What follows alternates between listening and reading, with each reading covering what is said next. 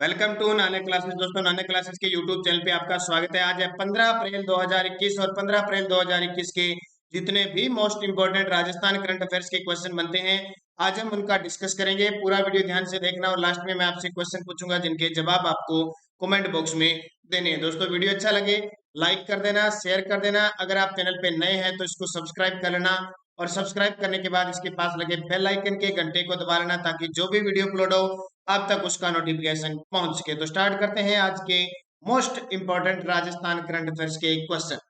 पहला क्वेश्चन देखिए, राजस्थान के किस जिले में कायम खानी समाज का पहला वार मेमोरियल बनेगा? राजस्थान के किस जिले में कायम खानी समाज का पहला वार मेमोरियल बनेगा? तो इसका उत्तर हो जाएगा झुंझुनू के अंदर। ये बहुत खास क्वेश्चन है। तो राजस्थान के झुंझुनू जिले में कायम खां समाज का पहला वार मेमोरियल बनेगा, जहां 208 शहीदों की शौर्य गाथा लिखी जाएगी। कहां पे शौर्य गाथा लिखी जाएगी? 208 शहीदों की। अब बड़ी बात, ये कायम खानी समाज का ऐसा क्या सिस्टम है? ध्यान रखना, एक तो सबसे पहले आपको भारतीय सेना में जितने भी जवान जाते हैं सबसे ज्यादा शेखावटी क्षेत्र से जाते हैं और खास करके झुंझुनू। जब भी आपको कोई बैड न्यूज मिलती है ऐसे कि शायद हमारे भारत का एक जवान शहीद हो गया, दो जवान शहीद हो गए, तो सबसे ज्यादा जो शहीद होने का योगदान होता है वो झुंझुनू जिले से रहता है। तो सत सत नमन इस जिले को, आदर्श स्मरणीय नाम इसको देते हैं कि यहाँ से बहुत सारी भारतीय फौज के जवान यहाँ से निकलते हैं।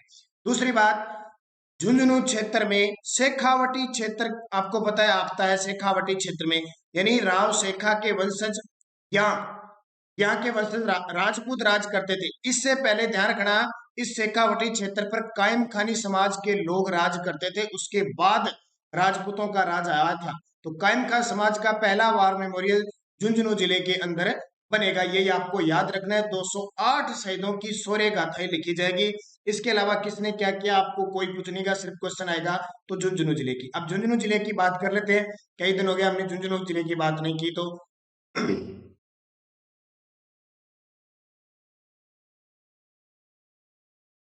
ये देखिए, जिला झुंझुनू, इससे सीमा लग रही है हरियाणा से, इसकी सीमा लग रही है झुंझुनू जिले की हरियाणा से सीमा लग रही है। इधर चूरू से लग रही है, ये इधर चूरू से, इधर सिक्कर से। ध्यान रखना, चूरू और सिक्कर दो से सीमा लग रही है। जयपुर मत जोड़ देना, जयपुर का हिस्सा अलग है, क्योंकि शाम 9 बजे मैं जो आपको जीके की क्लास करवा रहा हूँ मैं उस प्रकार इसमें उस प्रकार के क्वेश्चन है। अब झुंझुनू जिले की सारी बातें हम क्लियर करेंगे। एक तो इसको कहते, इस जिले को कहते हैं शेखावटी का सिरमौर जिला, राजस्थान का ताम्र जिला, क्योंकि खेतड़ी को ताम्र नगरी कहा जाता है। नरहड़ के पीर की दरगाह है यहाँ पे, नरहड़ पीर की दरगाह कहाँ पे? झुंझुनू के अंदर है। एक मेला लगता है रानी सती का मेला, रानी सती का मेला लगता है, और मनसा माता का मेला भी कहाँ पे लगता है? झुंझुनू के अंदर। दो मेले याद रखने, रानी सती, मनसा माता का मेला लगता है। इसके अलावा राजस्थान का प्रथम गर्दभ अभयारण्य कहाँ पे है? राजस्थान का प्रथम और देश का 5वां गर्दभ अभयारण्य डूंडलोद झुंझुनू के अंदर है। और 1835 में यहाँ पे शेखावटी ब्रिगेड का गठन किया गया था, जिसका मुख्यालय कहाँ था?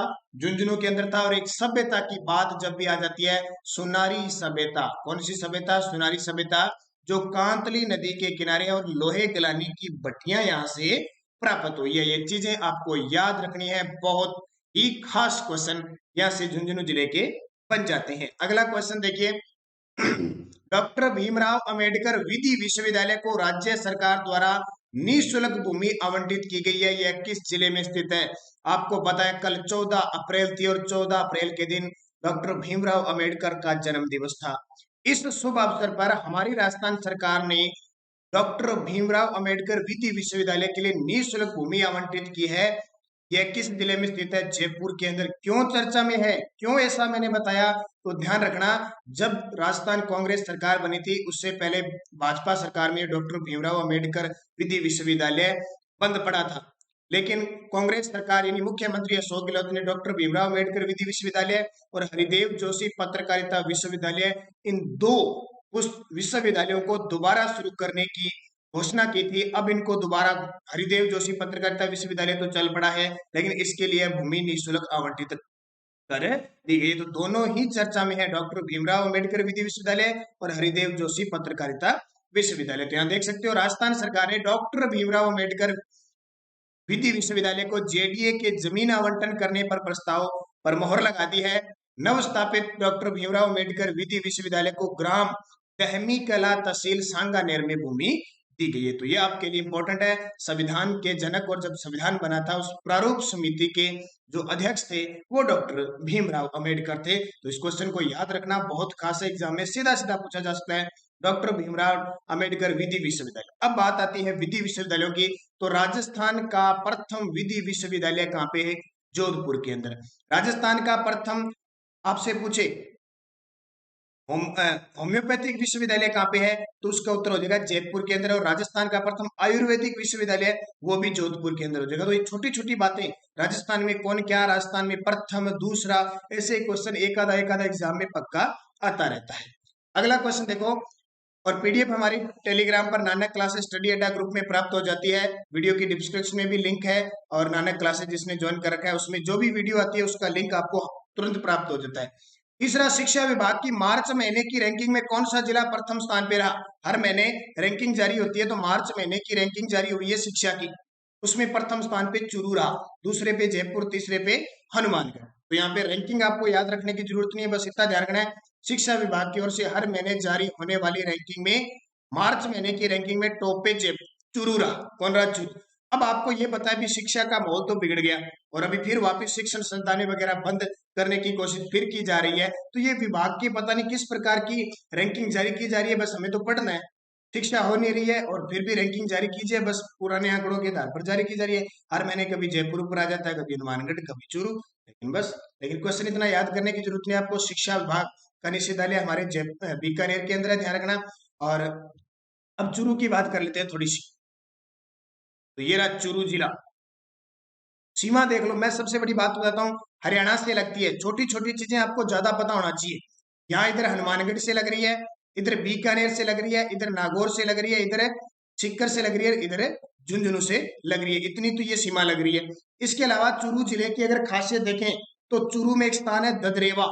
ददरेवा के अंदर गोगा जी का जन्म हुआ था, जहां इनकी शीर्ष मेढ़ी है।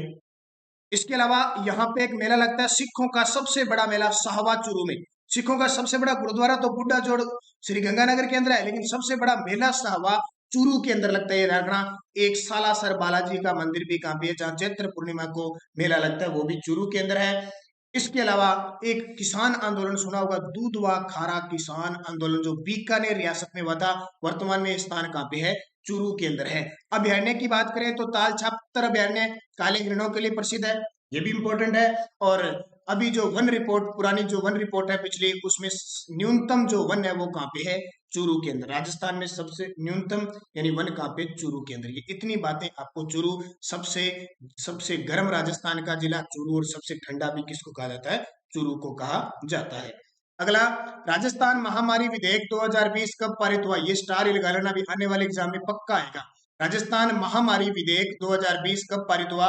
24 अगस्त 2020 को। ये पुराने लग रहे हैं आपको 2020 को, लेकिन एग्जाम में ध्यान रखना, इस प्रकार के क्वेश्चन ही एग्जाम के अंदर आएंगे। राजस्थान महामारी विधेयक 2020, क्योंकि कोरोना को लेकर ये विधेयक पारित किया गया 24 अगस्त 2020 को ये पारित हुआ, ध्यान रखना। राजस्थान सरकार ने कोरोना महामारी के विनियमन और रोकथाम के लिए विद्यमान राजस्थान संक्रामक रोग अधिनियम 1957, पहले तो यही क्वेश्चन बन जाएगा कि इस राजस्थान महामारी विधेयक 2020 ने किसका स्थान लिया है? तो राजस्थान संक्रामक रोग अधिनियम 1957 को निरस्त करते हुए 1 मई 2020 को राजस्थान महामारी अध्यादेश 2020 प्रख्यापित किया।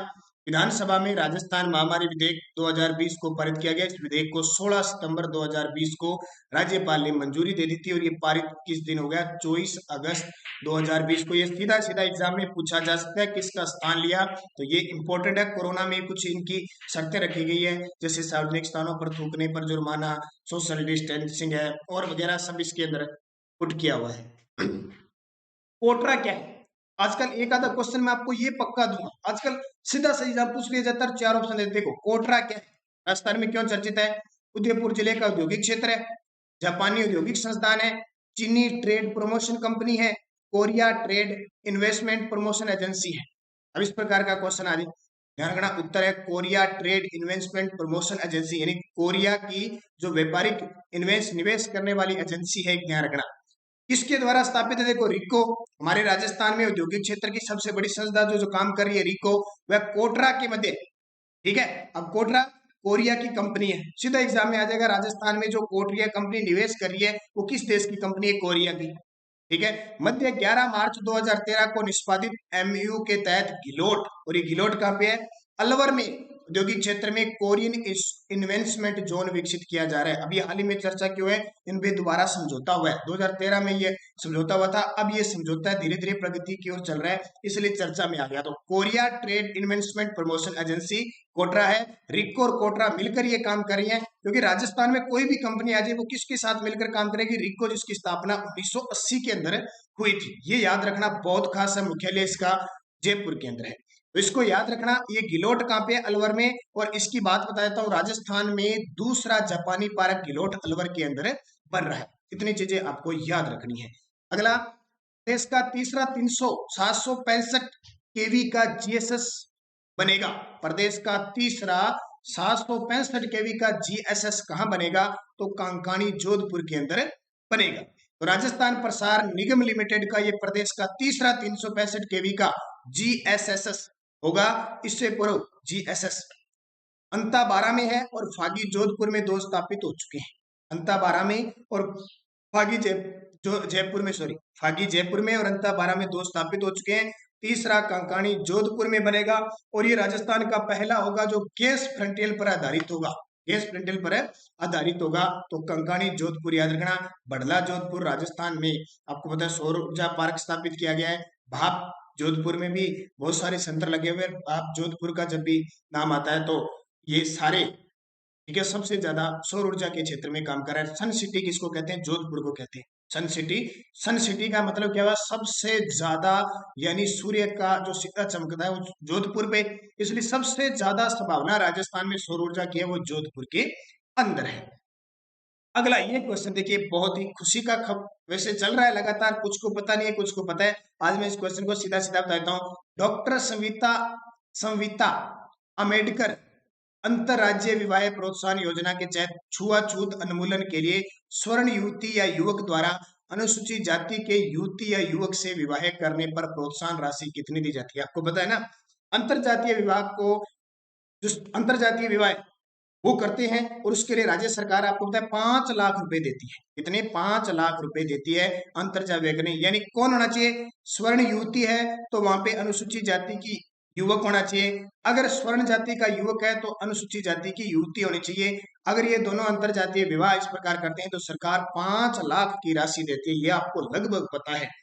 अब ध्यान रखना, ये 5 लाख की राशि क्या सीधी दे दी जाती है? नहीं, ध्यान रखना, 2.5 लाख रुपए 8 साल के लिए फिक्स्ड डिपॉजिट होती है, और 2.5 लाख रुपए इन्हें नगद घर में कामकाज के लिए, घरेलू काम के लिए यूज करने के लिए दिए जाते हैं। और सरकार जल्द ही एक विधेयक लाने वाली है, 25 लाख रुपए करने वाली है इसके लिए। अंतरजातीय विवाह अगर कोई करता है तो सरकार 25 लाख रुपए करेगी।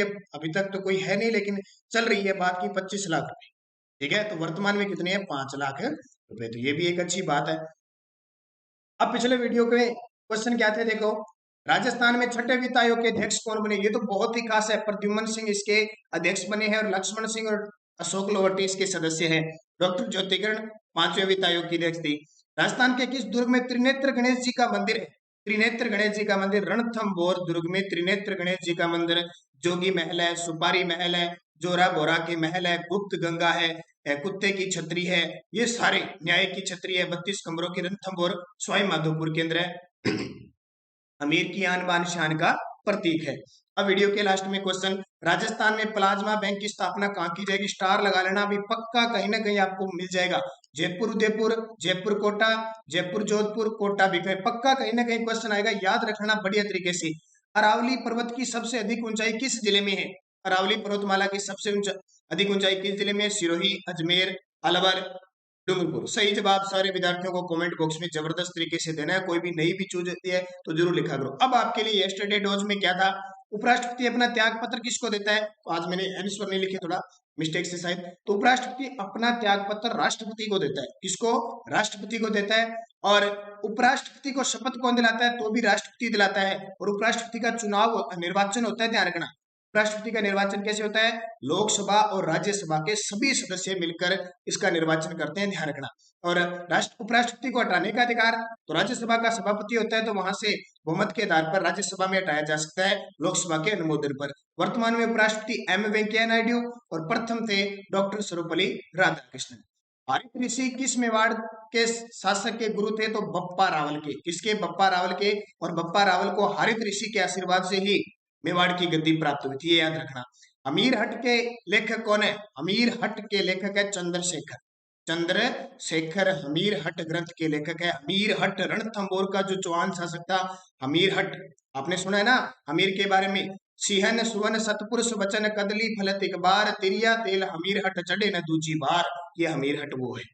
गिरी सुमेल का युद्ध कब हुआ? 5 जनवरी 1544 को गिरी सुमेल शेरशाह सूरी और मालदेव के बीच हुआ, जिसमें मालदेव के सेनापति जेता और कोपा लड़ते हुए वीर गति को प्राप्त हुए और शेरशाह जीत गया। और लास्ट शेरशाह ने जब हार रहा था, तो हारने के बाद इतनी मुश्किल से ये युद्ध जीता कि जीतने के बाद शेरशाह सूरी ने कहा कि मैं मुट्ठी भर बाजरे के लिए हिंदुस्तान की बादशाहता खो देता। और एक क्वेश्चन, राजस्थान का बख्तरबंद दुर्ग रणथंभौर दुर्ग किसने कहा था? अबुल फजल ने। अबुल फजल ने इस दुर्ग को कहा रणथंभौर को कि बाकी सब दुर्ग नंगे हैं जबकि ये बख्तरबंद है। और जब अलाउद्दीन खिलजी ने रणथंभौर पर 1301 पर जीत प्राप्त कर ली, आपको पता है रंग देवी के नेतृत्व में जोहर हुआ था 1301 में, तो अमीर खुसरो ने कहा कि आज कुफर का गढ़ इस्लाम का घर हो गया। आज कुफर का गढ़ इस्लाम का घर हो गया। ये 500 इंपॉर्टेंट आपके लिए। अब आपके लिए नेक्स्ट रोज सारे विद्यार्थी कमेंट में जबरदस्त तरीके से जवाब दोगे। राजस्थान का तिलिस्मी किला किस जिले में है? तिलिस्मी किला, इसका दूसरा नाम और है, ध्यान रखना। राजस्थान के किस शासक को कटार का धनी कहा जाता है? राजस्थान के किस शासक को कटार का धनी कहा जाता है? राजस्थान एकीकरण के तीसरे चरण का उद्घाटन किसने किया? मीराबाई का जन्म किस वंश में हुआ? और वल या मांड प्रदेश किस जिले को कहा जाता है? बहुत खास 500 क्वेश्चन, फिर मैं कल इनकी डिटेल बताऊंगा। आप भी कोशिश करना, जितनी आप डिटेल बता सको जरूर बताना, क्योंकि जितनी आप खोज करोगे, जितने क्वेश्चन ढूंढोगे, आपका ज्ञान उतना ही बढ़ता जाएगा। और ज्ञान बढ़ने का मतलब है आप में सद्बुद्धि, मानसिक, बौद्धिक आएगी और आप एक परिपक्व जो आप तैयारी कर रहे हो उससे निपुण हो गए। तो धन्यवाद। वीडियो को लाइक जरूर करना, शेयर करना। जय हिंद, जय भारत।